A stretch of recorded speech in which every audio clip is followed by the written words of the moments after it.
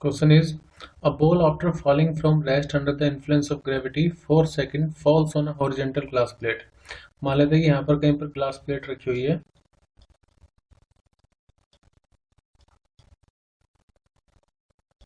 और जो बॉल है हम ऊपर से उसको फॉल करवा रहे हैं। जब भी फ्रॉम रेस्ट बॉल है तो इनिशियल स्पीड कितनी होगी इसकी यहाँ पर 0। अब ये यहाँ से ग्लास प्लेट तक आने में इसका जो टाइम लग रहा है वो लग रहा है 4 second. Because of collision the ball losses 3/4 of its velocity. अब यहाँ पर क्या हो रहा है, ये इसको तोड़ करके नीचे आ रही है और इसकी वजह से उसकी स्पीड कम हो गई। कितनी हो गई, लॉस हो गई 3/4। तो मान लो कि आफ्टर टाइम टी जो कि 4 सेकेंड है उसकी स्पीड फाइनल रही होगी v, और यहाँ पर नीचे आने के बाद उसकी फाइनल स्पीड होगी v डैश। जो v डैश है वो कितनी होगी, तो यहाँ पर बोला the ball loses 3/4 of its velocity, यानी जितनी पहले थी उसका 3/4, 3/4 ऑफ v। और इसको हम क्या लिख सकते हैं, 4 - 3 मतलब 1/4 ऑफ v। तो नीचे आने के बाद, क्रैश होने के बाद उसकी जो स्पीड है वो 1/4 बचेगी जितनी पहले थी। लेट यहाँ पर ग्राउंड है। अब बोला गया है कि जो बॉल है वो 2 सेकंड बाद ग्राउंड पर आ जा रही है। Height of the glass plate हमें डिटरमाइन करनी है, कितनी होगी हाइट हमें निकालनी है। और यहाँ से जैसे वो टूट के नीचे आई बॉल, तो टाइम हमें दे रखे कि उसको लग रहा है 2 सेकंड। तो 2 सेकंड बाद ये नीचे ग्राउंड पर आ जा रही है बॉल, तो हमें हाइट डिटरमाइन करनी है।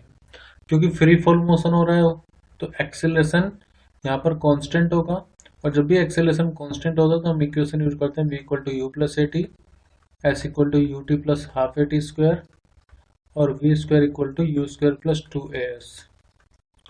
तो सबसे पहले हमारा एम होगा कि हम v डिटरमाइन कर ले, v कितना हो जाएगा। उसके बाद हम टाइम पता है हमें, हाइट निकाल लेंगे कितनी हो गई। तो देखो जब ये इनिशियल वेलोसिटी 0 थी, 4 सेकंड बाद उसकी फाइनल स्पीड कितनी है v। तो मैं v को कैसे निकालूं, इस इक्वेशन का यूज कर लेते हैं, v = u + at। यहाँ पे v = u + at, क्योंकि इनिशियल वेलोसिटी तो 0 है। तो v = एक्सेलरेशन जी किसके बराबर, कांस्टेंट है, तो एक्सेलरेशन यहाँ पर g के इक्वल होगा। g की वैल्यू हम बाद में पुट करेंगे। तो v = gt, तो यहाँ पर g और टाइम कितना लग रहा है उसको नीचे आने में 4 सेकंड। तो स्पीड कितनी आ गई, 4 × में g। अब हमें पता है कि क्रैशिंग के बाद उसने अपनी कुछ स्पीड लूज करी, जिसके बाद वो हो गई 1/4 ऑफ v, और v डैश = 1/4, v की वैल्यू कितनी 4g। तो इसका मतलब v डैश किसके इक्वल आ जाएगा, g के इक्वल। अब हमें यह पता है कि यहाँ से ग्राउंड तक आने में उसको 2 सेकंड लग रहे हैं, जबकि उसकी इनिशियल स्पीड यहाँ पे यही होगी g के इक्वल।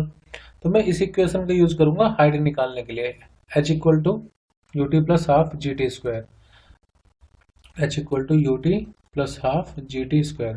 क्योंकि टकराने के बाद जब ये नीचे आई तो ये उसकी इनिशियल स्पीड की तरह यहाँ पर रोल प्ले करेगी v डैश, और इनिशियल वेलोसिटी हमें पता चल गई, टाइम पता है तो हम हाइट निकाल लेंगे कितनी होगी, u कितना g, टाइम कितना 2 + 1/2, g की वैल्यू g रहने दो, t की वैल्यू कितनी है 2 सेकंड में नीचे आ रही है, तो 2 का स्क्वायर।